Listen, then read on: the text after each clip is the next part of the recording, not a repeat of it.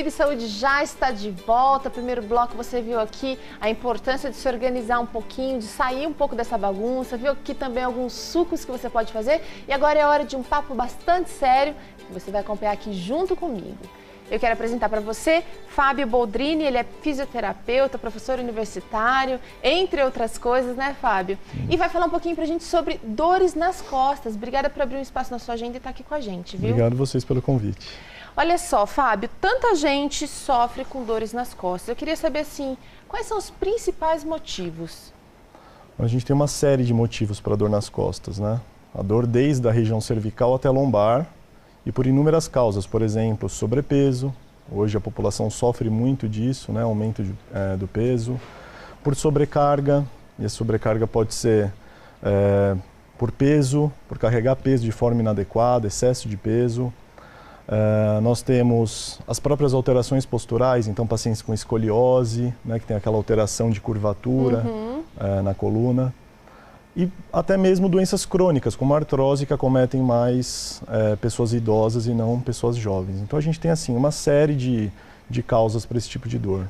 Quem acaba sofrendo mais com as dores nas costas? A gente tem a impressão, eu sou mulher, eu sou dona de casa também, eu tenho a impressão de que eu quero puxar a sardinha para o meu lado, mas tem também os idosos, tem também... qual é o grupo que sofre mais, Fábio? Olha, é até interessante essa pergunta porque a Organização Mundial da Saúde soltou uma nota em que 85% da população geral já sofreu ou vai sofrer dor nas costas, né? Lombalgia. 85%, quase todo mundo. Então já sofreu ou vai sofrer algum dia. E 40% vai ter essa dor persistente. Então, assim, é um tema extremamente importante porque muita gente, talvez muitas pessoas que a gente conheça, sofrem com esse tipo de dor. Agora, os idosos sofrem por causa dessas dores crônicas, por causa da própria artrose. Os jovens sofrem, até crianças sofrem por causa de material de escola, posturas inadequadas dentro da escola.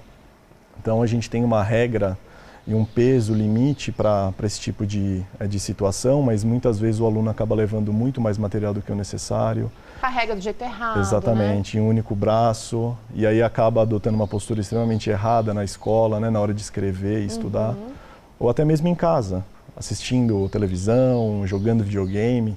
Então a gente tem uma série de públicos, acho que cada público sofre com algum tipo de situação. Então, as crianças nesse sentido, os idosos com as doenças crônicas pelo processo de envelhecimento mesmo.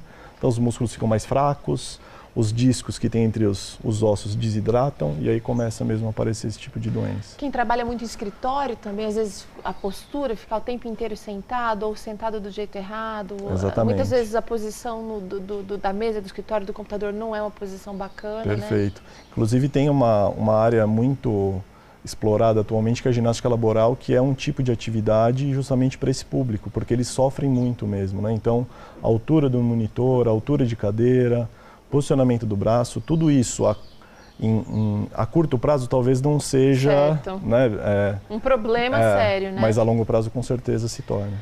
Agora, Fábio, a dor nas costas muitas vezes ela é ignorada ou então ela a gente acaba assim convivendo com ela. Eu queria saber que tipo de problemas a gente pode enfrentar depois de um tempo sem cuidar da coluna. Isso é muito interessante, porque acho que uma parte da população acaba se automedicando, né? Hoje eu tô com dor, eu tomo um remédio, fica bem. Toma um relaxante, toma um anti-inflamatório por conta, Exatamente. A dor é um sinal importante, a gente não pode menosprezar o quadro de dor. Se está tendo algum quadro álgico é por algum motivo, e esse algum motivo a gente tem que explorar e tem que investigar. Então, assim, deixar essa dor passar pode levar a um caso de cronicidade, em que você tenha dores diárias insuportáveis. Tem pacientes com hérnia de disco, por exemplo, que acaba tendo um pouco de dor lombar, que muitas vezes tem que ir para o hospital para tomar injeção. Então fica internado por causa disso. Então essa dor ela tem que ser investigada, a gente não pode deixar isso passar. E o mais importante é trabalhar na prevenção, né? Não deixar que ela aconteça, isso é o mais importante. Vamos falar de prevenção. O Fábio trabalha, ele é jovem, bastante jovem, mas trabalha, uma das atividades dele é trabalhar também com prevenção. E a gente sabe que é muito mais barato, muito menos danoso, muito menos dolorido trabalhar com a prevenção, né, Fábio? Sem dúvida. O que a gente pode falar de prevenção? Pensando em todas as causas que a gente já comentou, então nas alterações posturais no trabalho, nas doenças crônicas, nas crianças. A gente tem que pensar na prevenção da seguinte forma. Vamos pensar na criança primeiro, acho mais fácil. Na criança, a orientação postural é fundamental, na própria escola. Então, que a escola disponibilize um horário para algum fisioterapeuta, faça uma palestra, mostre os reais benefícios de manter uma posição adequada. Para conscientizar mesmo. Exatamente, essa é a ideia. Porque esse jovem, essa criança, se não tiver os cuidados ideais, a longo prazo pode se tornar um jovem com uma escoliose, com uma dor lombar, e a gente vê que isso é um quadro mesmo progressivo. Fábio, a atividade física, ela ajuda a fortalecer a coluna também? Olha, a atividade física seria mais indicado até pensando no sobrepeso, né, em manter um peso corporal ideal. Sempre que você tem excesso de peso, a sua coluna sofre. Então, a atividade física regular, além de vários outros benefícios que a gente tem, bem-estar, tem também essa questão de manter mesmo o peso corporal, e isso para a coluna é fantástico. Tem muitos pacientes que sofrem de dor só por causa do excesso de peso. Então, não adianta a gente trabalhar só no sinal, a gente tem que trabalhar na causa. Então, vamos diminuir o peso, fazer atividade, promove bem-estar, fortalece músculos do tronco, que são importantes. E aí esse paciente provavelmente não tenha mesmo esse quadro de dor. Bom, a gente está aqui com a Angelita e o Fábio vai fazer algumas técnicas de relaxamento ou algumas técnicas que vão ajudar a gente a prevenir essas famosas e terríveis dores nas costas. Vamos lá? Pode entrar, Angelita.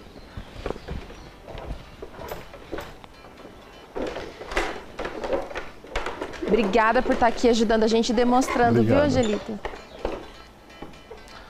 Bom, a gente vai mostrar algumas coisas, algumas manobras, algumas técnicas para ajudar quem está em casa a diminuir um pouquinho da dor ou diminuir um pouquinho da tensão na região lombar, e depois a gente pode mostrar até um pouquinho da região cervical. Ótimo. Tá? Então, para começar, o que a gente pode fazer? Posso abaixar aqui? Pode. Então, o que a gente pode fazer? Pedir sempre para puxar o joelho, estica essa perninha aqui, isso. Puxa com o braço, isso, e abraça o joelho. A gente pede para o paciente segurar nessa posição durante uns 30 segundos, tá? Então a gente vai promover aqui relaxamento mais da região posterior, de coxa, junto com a região lombar. Tá. Então, quantas vezes ela tem que fazer isso, Fábio? Para quem sofre de dor, a gente não tem um número específico. Tem que respeitar a dor. Então, assim, é legal para o paciente fazer antes de sair da cama, por exemplo, né, para iniciar o dia. E depois, no final do dia, quando já está bem cansado, também pode repetir, não tem problema. Tá. Então a gente pode voltar, vamos fazer 3 séries de 30 segundos com cada perna, aí a gente vai para outra e essa estica. Muito bem. Então, repetindo as 30 aqui, as 3 séries de 30, pode relaxar as duas novamente. Tá. E aí a gente pede para o paciente abraçar os dois juntos. Isso. Mantendo sempre a respiração leve, tranquila, tá? Pra gente manter a região lombar bem esticada mesmo, bem alongada. Tá. Depois disso a gente pode voltar. Isso. Nessa posição com as pernas dobradas, geralmente a coluna não fica toda encostada no chão, né? Principalmente quando está em um solo mais rígido. Então o que a gente pode fazer é pedir para alguém... Fica sempre uma lombadinha para cima, né? Exatamente. Essa curvatura lombar é chamada de lordose. Quando ela é muito aumentada é hiperlordose, tá? Então o que a gente pode pedir para as pessoas é tentar deixar o máximo possível essa coluna alinhada. Então, levanta um pouquinho o quadril, isso. Apoiando aqui o braço, pode voltar, eu consigo tracionar e deixar ela toda apoiada. Mas você aperta aqui eu só posiciono para ela ter uma referência, tá? Certo. Então eu faço este movimento. E é interessante que quando você fez isso, a gente percebe que a Angelita ela ficou bem mais assim, bem mais relaxada mesmo. Exatamente. Então esse tipo de posicionamento... E respira normal. Normal, respiração normal, sempre puxando o ar, puxa pelo peito, isso. E aí solta, expirando até o fim, tá? Puxa pelo nariz e solta pela boca. Legal. Essa posição é extremamente confortável, dependente da situação. Para quem está grávida, para quem é dona de casa, para um adolescente. E dá para pedir para qualquer pessoa ajudar a gente, é só pedir para apoiar e fazer esse movimento que você falou. Exatamente. Então tem que meio que inverter a curvatura da lombar. Tá. Então aí a gente consegue um alinhamento perfeito. E aí ela pode ficar assim por quanto tempo? O tempo que ela achar confortável. Isso. Legal. A gente não tem limite para isso, tá? Então isso quanto às queixas lombares, assim, é o mínimo que a gente pode fazer. Claro, tem uma série de orientações e exercícios. E o ideal é que realmente procure um profissional habilitado para fazer isso. Tá? E esse, você tinha me falado que tinha um para relaxar as pernas também, mas eu não sei que efeito que vai dar, mas para largar as pernas para um lado, para o outro. Pode pedir para o paciente deixar relaxando aqui, ó, na lateral. Aqui vai ter um estiramento da região lombar e mais lateral também. Não deixa de ser um alongamento, também tá? Como os outros anteriores que a gente comentou. Tá. Também respeitando 30 segundos, 3 séries de 30 segundos. Isso dá para fazer, Fábio, antes de levantar, então? Aí Sem ela dúvida. faz, volta... Sem dúvida. Ela pode adotar isso como um hábito, isso que é o legal para o paciente. Esse tipo de alongamento, de exercício que a gente orienta, é um hábito que tem que ser adotado porque isso realmente pode prevenir algum tipo de dor, uma contração um pouco mais exagerada durante o tempo de trabalho, porque a gente fica em posturas não muito confortáveis, né? E a gente tendo isso como um aliado e um hábito é fundamental. Agora você tinha me mostrado um que de repente dá O fortalecimento do abdômen. Do abdômen. Então é assim, a gente pode pedir para o paciente fazer força abdominal. Tem muitos pacientes, isso é muito legal da gente comentar, que acabam tendo dor lombar porque tem fraqueza muscular de abdômen. Muitos pacientes. É a falta da abdominal, do exercício abdominal mesmo. Então, esses pacientes a gente pode sim pedir e orientar a fazer um pouquinho de fortalecimento, tá? Então, o que a gente sugere é fortalecimento isométrico, que é uma contração sem movimento, parado mesmo.